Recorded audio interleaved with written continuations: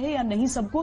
कोशिशें हालांकि जारी हैं। हमारे साथ इस समय पूर्व नागरिक उड्डयन मंत्री और भारतीय जनता पार्टी के वरिष्ठ नेता राजीव प्रताप रूडी जुड़ रहे हैं।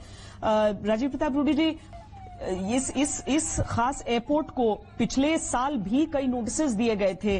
वहां पर किस तरीके से लैंडिंग को लेकर वहां समस्याएं आ रही थी उसे लेकर भी, लेकिन उसके बावजूद इस साल हम ये दुर्घटना जो देख रहे हैं, बहुत बहुत दुख होता है देखकर। ये वो बहुत आक्रोश आम लोगों के मन में आएगा कि जब पूरी एक प्रक्रिया है उसके बावजूद शायद कुछ चीजों का पालन नहीं होता है और उस कारण ऐसे भारी बरसात के दिन इस तरह की एक दुर्घटना हमें देखने के लिए मिल जाती है। देखिए, तथ्य किसी के पास है नहीं और जो मैं जानता हूं मैं उसको एक सिरे से रखता हूं। सबसे पहली बात तो ना मैं भारतीय जनता पार्टी के प्रवक्ता के रूप में, ना पूर्व नागरिक विमानन मंत्री के रूप में, मैं क्योंकि पेशेवर पायलट हूं, इसलिए पायलट की हैसियत से आपके पास जो मैं समझ सकता हूं वो रख रहा हूं। सबसे पहले तो ये विमान जो दुर्भाग्यपूर्ण है कि जितने यात्री इसमें, मुझे पता चल रहा है कि काफी लोग के बचने की भी गुंजाइश है और जिन लोग की मौत हुई है, यदि हुई है नहीं हुई है तो बहुत अच्छा, और कप्तान जख्मी है या जो भी है, मुझे बहुत दुख है। और इस प्रकार की घटना से बहुत संवेदना उत्पन्न होता है और खास करके इस माहौल में जो कोविड का माहौल है। ये जिस हवाई अड्डे पर ये विमान उतर रहा था वो हवाई पट्टी 10 है जो मेरी जानकारी में है, और ये ILS अप्रोच है और समुद्र की तरफ से है। लगभग 13 नॉटिकल माइल से 20 नॉटिकल माइल के बीच में समुद्र का अप्रोच है। और जिस समय ये विमान उतर रहा था, इस विमान उस समय जो विजिबिलिटी कहते हैं, दृश्यता, वो लगभग 2 किलोमीटर 2000 मीटर है। ये भी बताया गया है कि हाँ बारिश की संभावना है, लेकिन इंस्ट्रूमेंट लैंडिंग था। और ये विमान जो एयर इंडिया एक्सप्रेस के पास है, ये 737-800 सीरीज, औसतन ये विमान जो एयर इंडिया एक्सप्रेस के पास है वो सब नए विमान हैं और अच्छे विमान हैं।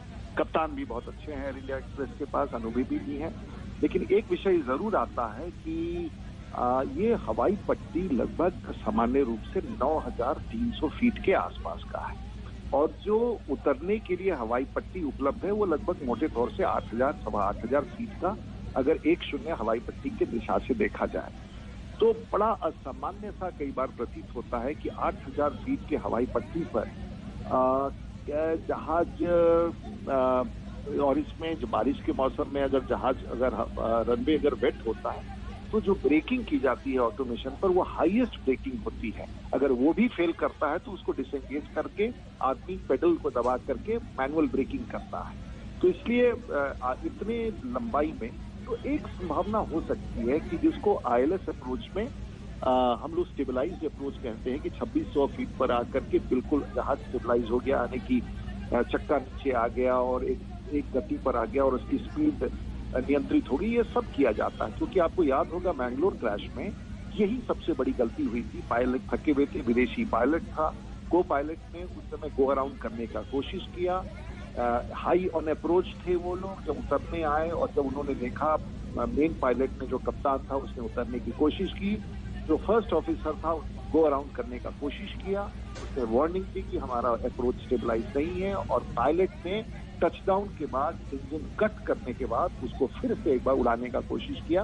उसमें जो वहां पर एंटेने लगे हुए थे फ्लाइट स्लोप का, उससे वो टकरा करके गिर गया।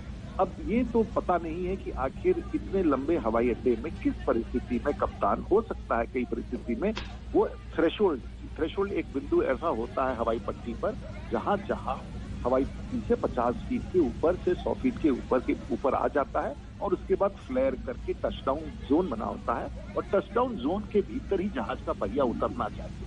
तो ये सब चीजें बिल्कुल प्रैक्टिस की चीजें हैं।